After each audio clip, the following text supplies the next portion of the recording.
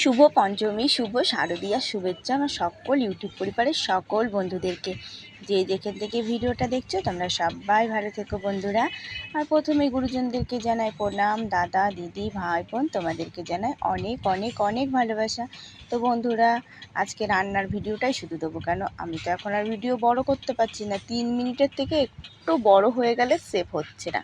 কালকেই তো যে চাদরটা নিয়ে আসলাম না, চাদরটা পাতার সিনটা করেছিলাম, তো ওইটা আবার পরে লাস্টের দিকে ডিলিট করে দিয়েছি ভয়েস দেওয়ার পরে।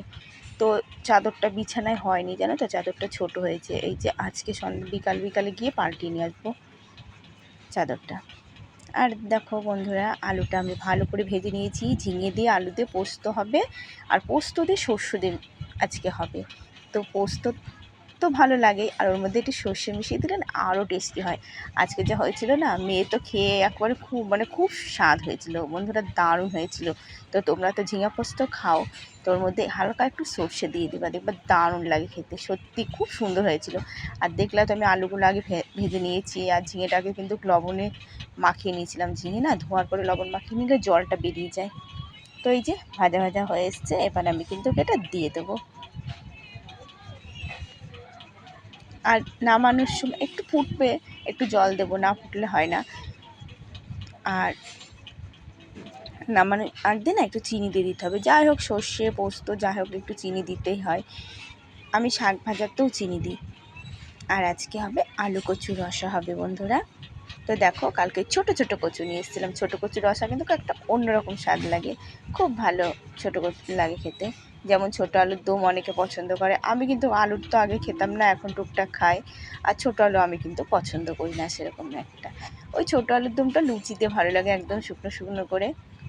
তো বন্ধুরা দেখো, আমার ঝিঙে আলুর পোস্তটা যা হয়েছে না, সত্যি মানে দেখতে তো যা হয়েছে, খেতে কিন্তু একদম দারুণ হয়েছিল। আর এই দেখো, এই এখন কিন্তু সর্ষের তেল দিয়ে রান্না করছি আমি। আজকে দুটোই সর্ষের তেল দিয়ে করলাম, কদিন ধরে সর্ষের তেল দিয়ে করছি। তো ওই যে গোটা জিরে আর কাঁচা লঙ্কা দিয়ে দিলাম।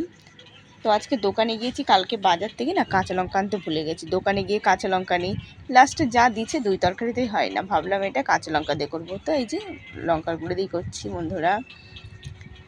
আর এই দেখো, আলু কচু রসাটা করে নিচ্ছি। তো আমি কিন্তু কচু সেদ্ধ করিনি, কচু ভেজে নিলাম আলু কচু, তারপরে এই যে মশলা কষিয়ে তো ঝোল দেবো। বড় বড় কচু তো একটু ফুটতে টাইম লাগবে, সেদ্ধ হতে।